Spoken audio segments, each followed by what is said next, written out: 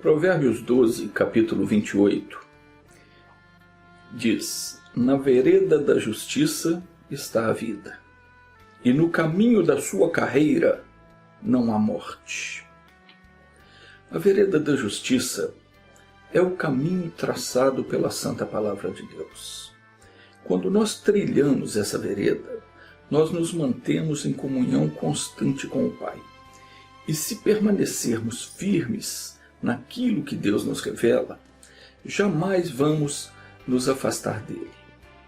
A palavra morte aqui mencionada, ela foi usada para afirmar que a pessoa que não se deixar conduzir pelos ensinamentos de Cristo vai acabar se afastando de Deus, ficando assim morta espiritualmente.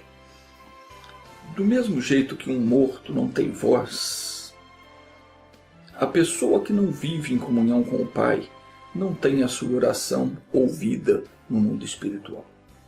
Ela não tem uma voz ativa no mundo espiritual. O Senhor Jesus prometeu que nos ouviria em tudo. Por esse motivo, quando nós oramos e não vemos o poder de Deus entrar em operação, nós devemos parar e refletir sobre o caminho que nós estamos trilhando. No momento em que nós entramos na presença do Pai em oração e determinamos a bênção, de acordo com a fé que nós recebemos por ouvir a palavra de Deus, o Espírito Santo vem e faz a obra. Isso é o que acontece, ou pelo menos o que deveria acontecer, sempre. Mas infelizmente não tem sido sempre assim. Por que isso ocorre? Porque acontece de às vezes a pessoa orar e determinar a bênção e nada acontecer. Justamente porque ela está agindo em desacordo com a palavra. O profeta Isaías foi usado por Deus para nos dar um alerta. Eu já volto para falar disso, segura aí um pouquinho.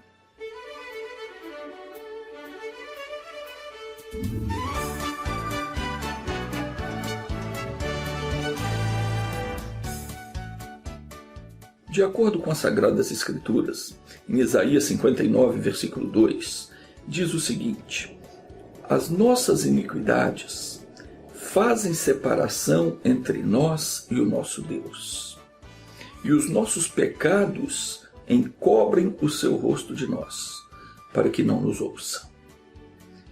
O diabo é um bicho pernicioso, e ele nunca desiste da sua tentação.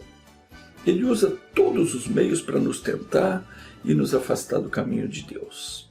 Ele apela para os nossos desejos, apela para o nosso ego, para o nosso orgulho, para a nossa honra e esbanja a sua astúcia para nos levar a praticar atos ou a dizer coisas das quais o Senhor não se agrada.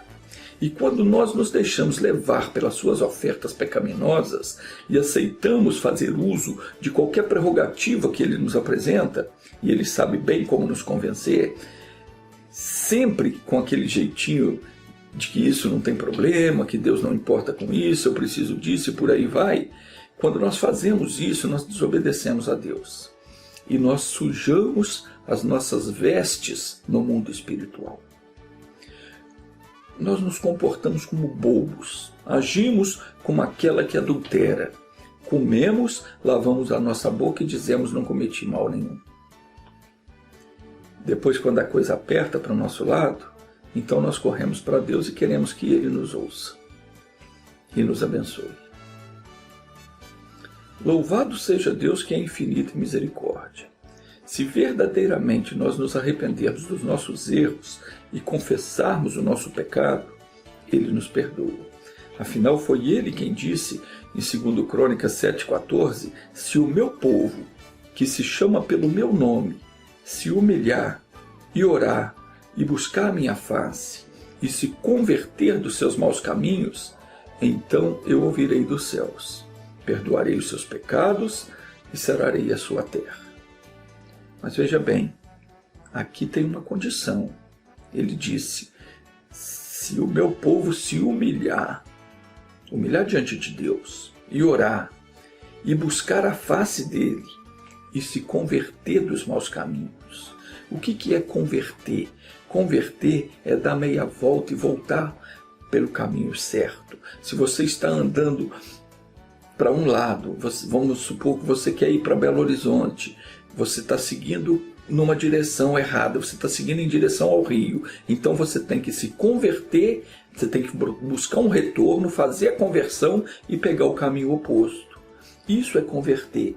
Então Deus diz o seguinte: se o meu povo se converter dos maus caminhos. O que quer dizer isso? Você está andando no caminho do vício, no caminho da imoralidade. Você tem que se converter, você tem que dar meia volta, virar as costas para aquilo que você está fazendo, para aquele caminho errado, e começar a andar no caminho certo. Então ele disse: então eu ouvirei e perdoarei os seus pecados.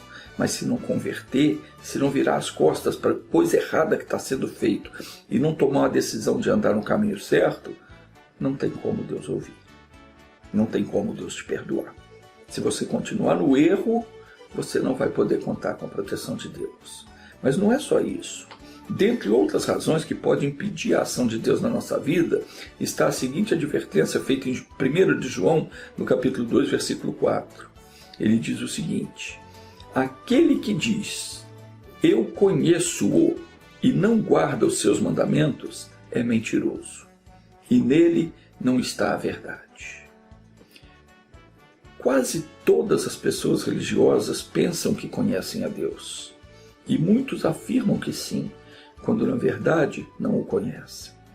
Quem afirma que o conhece, mas não guarda as suas ordenanças, não cumpre e nem pratica os seus ensinamentos, é rotulado de mentiroso no mundo espiritual. Ora, ter esse título é algo muito sério, pois a pessoa que possui o título de mentiroso, essa não pertence a Deus, mas sim ao inimigo. No tempo de Jesus havia um grupo de judeus que se consagravam à religião. Eram pessoas muito religiosas e cuidavam em cumprir os rituais da lei mosaica. E achavam-se muito superiores às demais pessoas. Eles se consideravam pessoas de Deus. Mas Jesus disse para eles o seguinte, isso está escrito em João 8,44, Jesus disse para eles: vós tendes por pai ao diabo, e quereis satisfazer os desejos do vosso pai. Ele foi homicida desde o princípio, e não se firmou na verdade, porque não há verdade nele. E quando ele profere mentira, fala do que lhe é próprio, porque é mentiroso e pai da mentira. Sabe por que Jesus disse isso? Porque eles, na verdade, eram bem consagrados à religião, mas não faziam o que Deus lhes mandava. Pelo contrário, eles queriam até matar Jesus. O fato que nos faz conhecedores de Deus é o fato de cumprirmos a palavra, cumprirmos e guardarmos o que Ele nos ordena. Se você está levando a vida do modo que você acha melhor para você e não está dando importância ao que a Bíblia diz, não está se esforçando para deixar as coisas que a Bíblia condena, não está procurando se conduzir por aquilo que Deus fala, então você não ama Deus.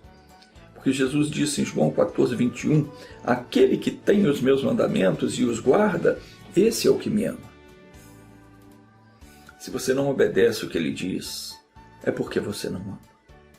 E não há como enganá-lo. Ele vê o seu coração. Ele sabe o que se passa no seu coração.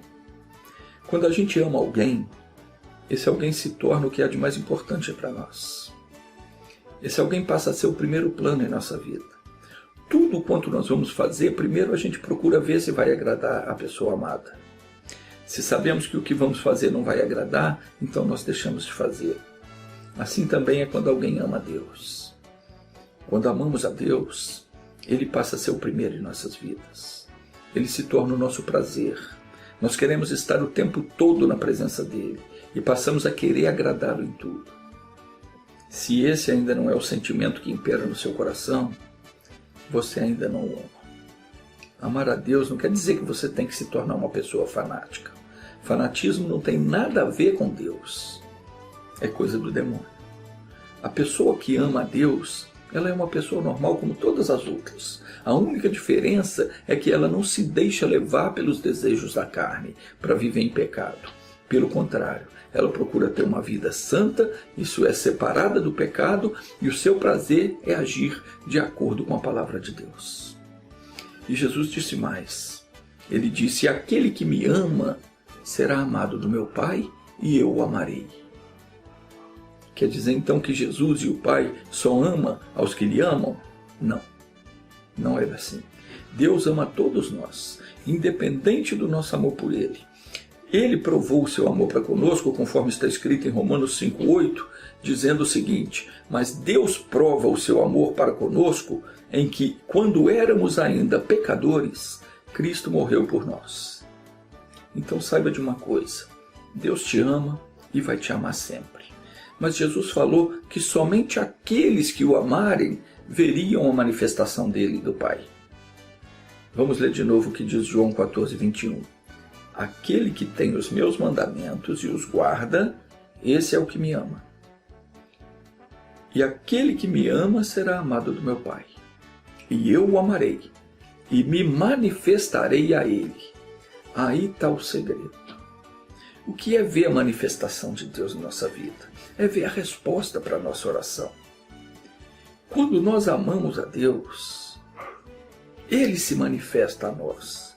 Quando nós abrimos a nossa boca para orar, reivindicamos uma promessa, ordenamos a bênção, Deus se manifesta naquele momento. E nós somos respondidos com a vitória. Além disso, ele falou ainda o seguinte: viremos para ele e faremos nele morada. Isso é o mais importante de tudo. Ter o próprio Deus morando em nosso corpo, juntamente com o nosso espírito e alma, é a coisa mais maravilhosa que pode ter. Quando isso acontece, então nós passamos a ser um com o Pai, assim como Jesus o era. Tire o pecado da sua vida. Deixe de lado os prazeres que o mundo lhe oferece.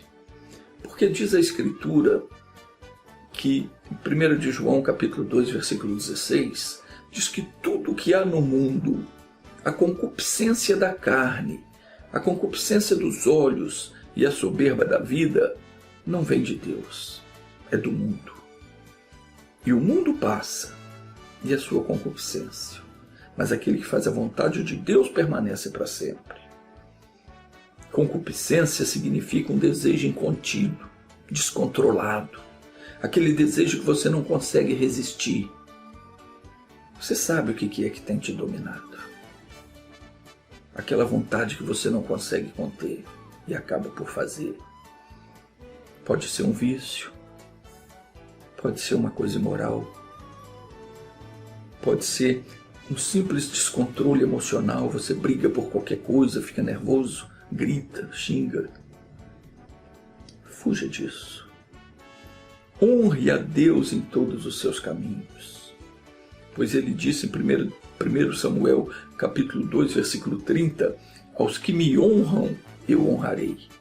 Aos que me desprezam, serão envelhecidos. Envelhecido quer dizer tornado vil. Pessoas vis, pessoas vãs, pessoas que não merecem crédito, pessoas que não são dignas. Santifique-se, consagre, busque a vontade de Deus. Procura conhecer cada vez mais as Sagradas Escrituras. Prepare-se para ser morada do Altíssimo, porque a Escritura diz em Romanos capítulo 8, versículo 9, que se alguém não tem o Espírito de Cristo, esse tal não é dele. Feche os olhos, põe a mão no coração, vamos orar agora. Senhor Deus, obrigado por nos exortar, porque assim como um pai corrige o seu filho a quem ama, também o Senhor nos repreende para que não deixemos o verdadeiro caminho. Conduza-nos, ó Senhor, na tua justiça. E por causa dos que nos espreitam, aplana diante de nós o teu caminho. Sim, Senhor, faze-nos conhecer os teus caminhos, ensina-nos a trilhar a tua vereda. Dá-nos o entendimento para aprender os teus mandamentos. Ensina-me o teu caminho, Senhor.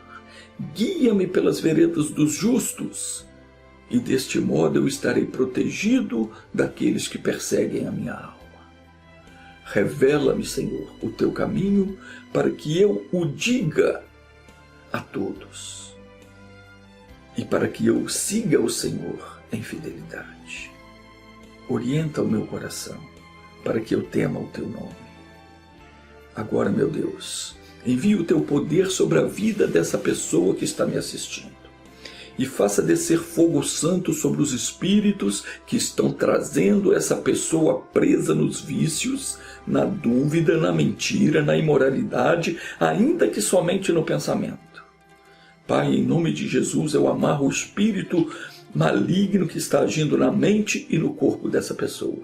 E eu ordeno que saiam em nome de Jesus Cristo. E quem crê, diga amém.